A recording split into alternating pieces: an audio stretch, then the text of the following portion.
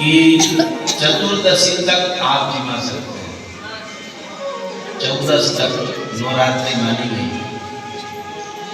प्रतिपदा से लेकर क्यों भैया चतुर्दशी तक आप कर सकते हैं। तो ऐसा नहीं कि उस 9 दिन में ही इनको जिमे ही नहीं तो फिर क्या मतलब। आ गई हमारे यहाँ ठीक है, आ गई पूजन कर दी, दक्षिणा दे दी उनको, लेकिन जीमना चाहिए अच्छे से। नहीं सुबह जिमे तो शाम को जिमा, शाम को जिमा। और 14 तक आप पूर्णम तक जिमा कन्या को, लेकिन व्यवस्थित भोजन कर ले। अष्टमी के दिन जागरण होना चाहिए, वैसे तो रात्रि पर्यंत ही होना चाहिए, लेकिन अष्टमी के दिन 12 बजे तक तो जागरण होना ही चाहिए। ये कुछ रात्रियां ऐसी हैं उसमें 12 बजे तक जगना चाहिए। एक तो होली की रात्रि, जन्माष्टमी की रात्रि, शरद पूर्णिमा की रात्रि, ये कुछ विशेष रात्रियां हैं। शिवरात्रि, इसमें रात्रि 12 बजे तक जगना चाहिए। अब अपन एक रात में जगा, कौन सी?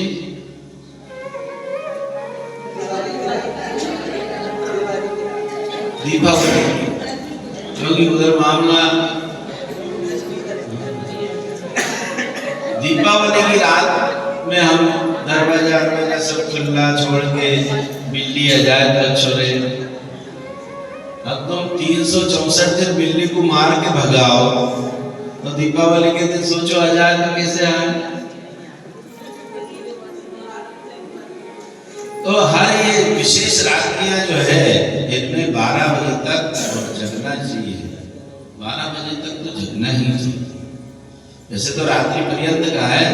शरद पूर्णिमा के दिन तो सबको ही जगना भी चाहिए और घर से बाहर निकलना चाहिए, क्योंकि उस दिन चंद्रमा की किरण में अमृत होता है, और वो अमृतमयी उसमें हम अगर घूमे फिरे तो हमारे अंदर कोई रोग उत्पन्न हो रहा है तो वही नष्ट हो जाएगा। अस्थमा वाले को तो उस दिन दवाई दी जाती है शरद पूर्णिमा के दिन, क्योंकि शरद पूर्णिमा के दिन अमृत वर्षा होती है।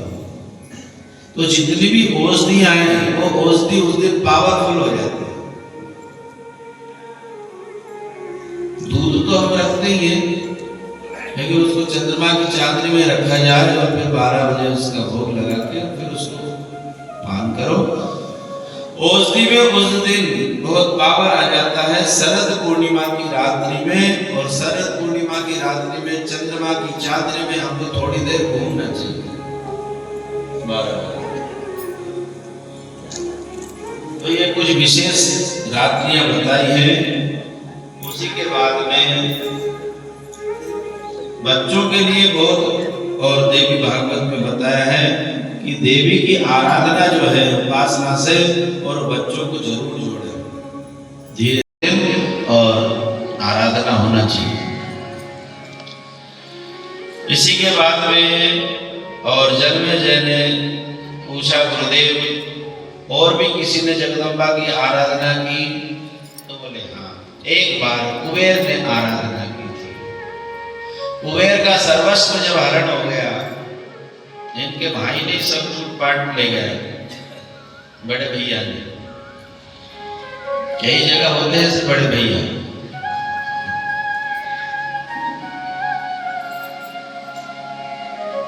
कल भी आपने महाभारत की कथा सुनी, उसमें धृतराष्ट्र पांडु से बड़े भैया हैं, लेकिन उनके बच्चों को जिनके पिता नहीं है, उनकी कितनी आफत पाड़ी है। और धृतराष्ट्र को बताया है कि इसकी आंख तो थी, लेकिन यह अपने पुत्र के मोह में अंधा हो गया। और भरत जी कह रहे हैं कि मैं अगर राज सिंहासन पे बैठ जाऊंगा तो ये धरती रसातल में चली जाएगी, मैं कभी राज सिंहासन को भगवान के बिना स्वीकार नहीं करूंगा। यहाँ देने की बात है। यहाँ रावण ने सर्वस्व हरण कर लिया अपने ही छोटे भाई का। और खबर आई कि आरती करो, और भी जाने हैं लोगों को। तुम तो एक बार तो हो ही आओ, एक दिन हम ही कथा कर ले। सब हमारे संगीत वाले हैं, 2 पंडित चलो करते हैं 5 मिनट और ये कुबेर की कथा करें और फिर आरती करते हैं। कुबेर भाई ने ये भटकते फिरे, नारद जी आए और नारद जी ने कहा, कुबेर क्या बात है? तो कहा कि भगवान शिव ने मेरे को सब कुछ दिया था। ये कुबेर को कुबेर किसने बनाया? भगवान शिव ने। भगवान कुबेर तो एक ब्राह्मण के यहाँ थे। भगवान कुबेर पहले एक ब्राह्मण के यहाँ जन्म हुआ था, और जितने दुर्गुण हैं वो सारे दुर्गुण इस बालक में थे, कुबेर में। एक दिन इनके पिता ने पूछा, बेटा कहाँ है? तो माँ ने कह दिया वो पूजन कर रहा है। बेटा का पूजन नहीं समझ, पूजन करता हो। इनके पिता यज्ञदत्त जो थे वो बड़े धार्मिक तपोनिष्ठ ब्राह्मण थे, साधना संपन्न। हुआ ये कि एक दिन जब वो मंदिर से आ रहे पूजन करके, तो रास्ते में कुछ जुआरी लोग मिले। उनके हाथ में इनके घर के आभूषण थे, ये पहचान थे। उनसे पूछा, ये तो हमारे घर के आभूषण हैं। आज झांकी बनाई क्या शंकर जी, पार्वती जी हैं? ओहो, अच्छी याद दिला दी, मैं तो आरती कर देता हूँ। नहीं है, नहीं है भैया, नहीं है। पक्की क्यों? ये आभूषण तो मेरे घर के हैं। उनसे पूछा कि ये आभूषण कहाँ से आए तुम्हारे पास? ये मेरे घर के हैं। तो कहा ये तुम्हारे बेटे ने दिए हमको। बोले क्यों, उसने क्यों दिए? तो बोले जुए में हार के गया है। ब्राह्मण के पैर के नीचे से धरती निकल गई कि मेरा बेटा और जुआरी। तो उन्होंने कहा जुआरी नहीं है, शराब भी पीता है, मांस भी खाता है, हमारे साथ अच्छी बैठक है उसकी, हमारी बैठक का आदमी है। सन चले गए, इतने दुखी। किसी पिता को अगर बेटे के बारे में कोई ऐसी पता चले ना, तो उसको उस समय सबसे बड़ा कष्ट होता है। वो धन का, संपत्ति का, मान अपमान सम्मान सब सहन कर ले, लेकिन बेटे के ऐसे के दुर्गुण पता चले, बहुत दुख होता है उसको। तो घर गए, घर जाके देखा तो वो बेटा था, दूध तो माँ से पूछा, उसकी पत्नी से पूछा गुण निधि कहाँ है? नाम गुण निधि और अवगुण की निधि।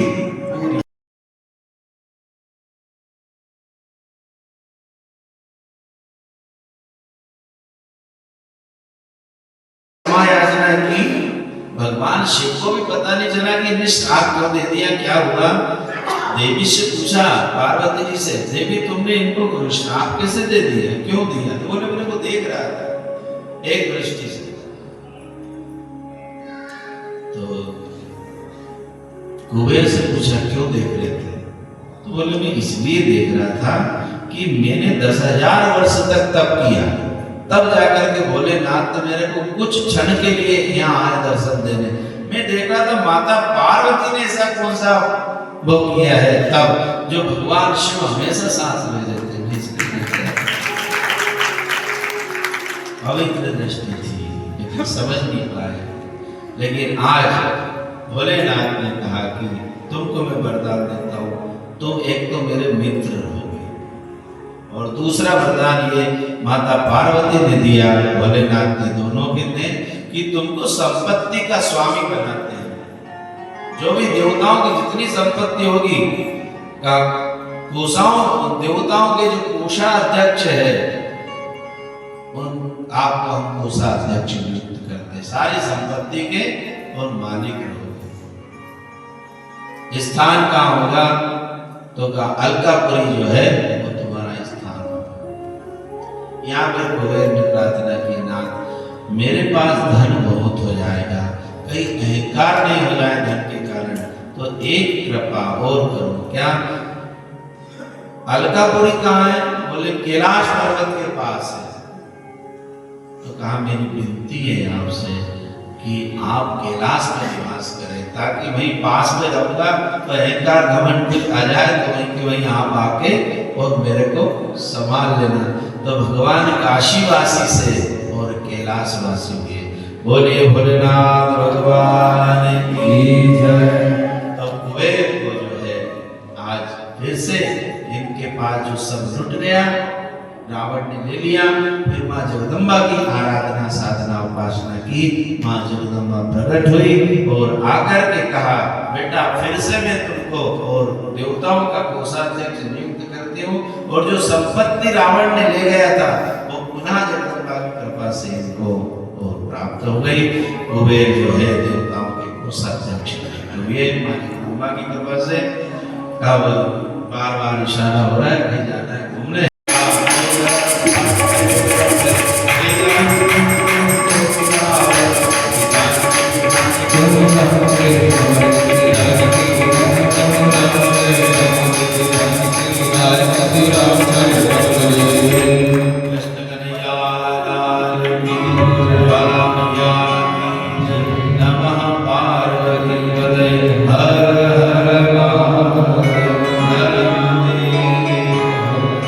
कैलाश के निवासी नमो पारे पारे हो, नमो पारे पारे हो। आयो शरण तिहारी बोले तारे तारे तो, नमो पारे पारे हो, नमो पारे पारे हो।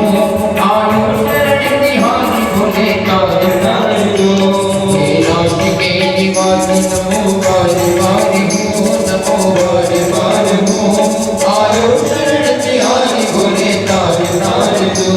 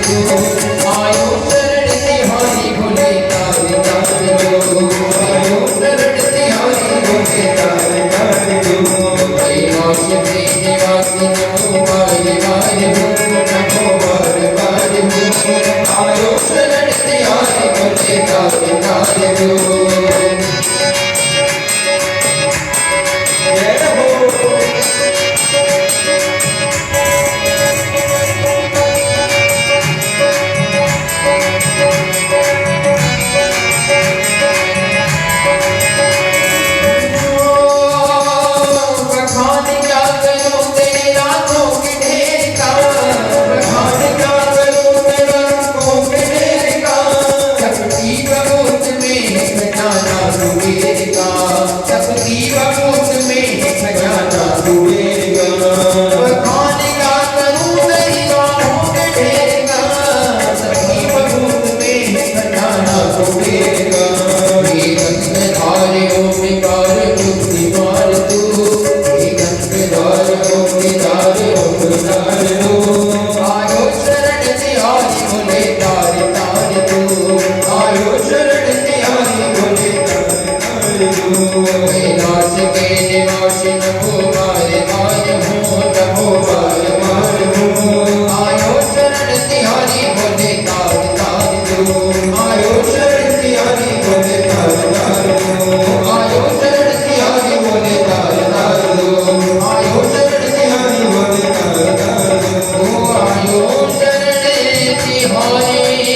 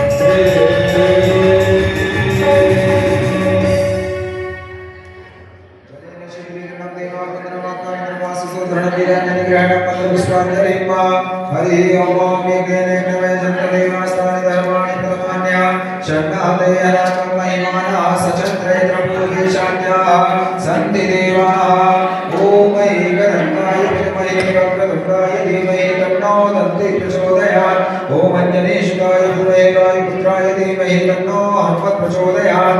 ॐ तत्पुरुषाय विद्महे महादेवाय धीमहि तन्नो रुद्रः प्रचोदयात्। ॐ कात्यायने च विद्महे कन्याकुमारी च धीमहि तन्नो देवी प्रचोदयात्।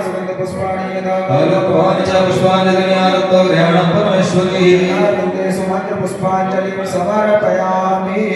बोले श्रीमती विभागवत महापुराण की जय, भगवान की जय, माजी महाराज की जय, शंकर भगवान की जय, ज्वाला देवी मैया की जय, पूर्णी मैया जय, दुर्गा महारानी जय, धर्म की जय, धर्म का नाश हो, प्राणियों में सद्भावना, विश्व का कल्याण हो, सनातन धर्म की जय हो, गौ माता की, भारत माता की जय हो।